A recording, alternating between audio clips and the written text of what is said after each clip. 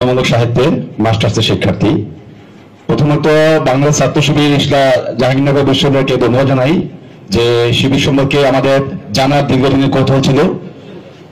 সেই কৌতূহল থেকেই আজকে এখানে আসা এবং আমাদের জাহাঙ্গীরনগর বিশ্ববিদ্যালয়ের গত যে একটি শিবিরের কমিটি প্রকাশিত হয়েছিল সেই কমিটি কিন্তু পূর্ণাঙ্গ কমিটি আমরা দেখতে পাইনি।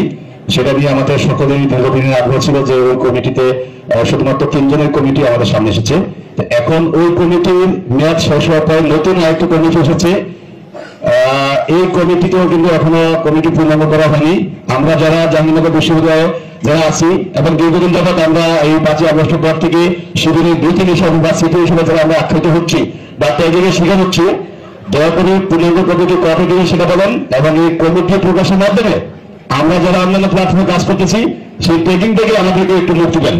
আমরা যে ট্যাগিং এর শিকার হচ্ছি এই ট্যাগিং এর শিকার থেকে আমাদেরকে একটু মুক্তি দেবেন। আপনার এই প্রশ্নের উত্তরটা কে দিতে চান, মানে কার কাছ থেকে নিতে চান? এটা যদি আমাদের জাহাঙ্গীরনগর বিশ্ববিদ্যালয় বর্তমানে শিবির যিনি সভাপতি আছেন, সেক্রেটারি আছেন, তার শাখা ছাত্র শিবির সভাপতি মহিবুর রহমান মহিব ভাইকে অনুরোধ জানাচ্ছি।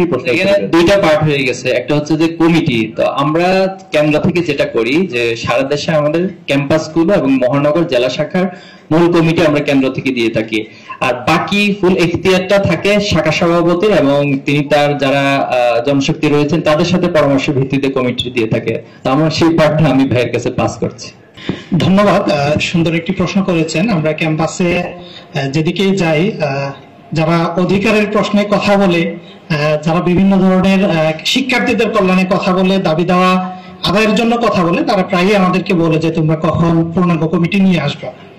তো আমরা সবার কাছে একটা বিষয় ক্লিয়ার করতে চাই, 1989 সাল থেকে নিয়ে 2024 সালের 28 অক্টোবর পর্যন্ত ইসলামী ছাত্র শিবির তার কার্যক্রম এই ক্যাম্পাসে পরিচালনা করতে পারেনি।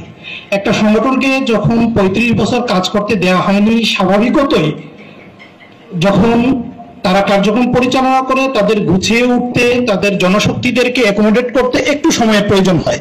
সেই জায়গা থেকে গত সেশনে যে আপনারা 3 জনের কমিটি দেখেছেন বা আমরা যেটাকে বলি সেক্রেটারিয়েট গঠন, সেটাকে আমরা পূর্ণাঙ্গ করার সুযোগটা হয়ে ওঠেনি।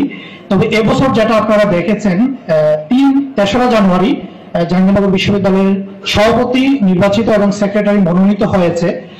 এভাবে করে সারা দেশের সকল শাখাগুলোরই সেট আপ হয়েছে এবং প্রত্যেক শাখা তার আভ্যন্তরীণ সেক্রেটারিয়েট গঠন করছে। আমরা আশা করছি দ্রুত সময় মানে রাজনৈতিক কোনো দ্রুত সময় বলবো না, আমি আগামী 2 দিনের মধ্যেই ইনশাআল্লাহ আপনাদেরকে জাহাঙ্গীরনগরের পূর্ণাঙ্গ একটা সেক্রেটারিয়েট বডি দেখাতে পারবো ইনশাআল্লাহ।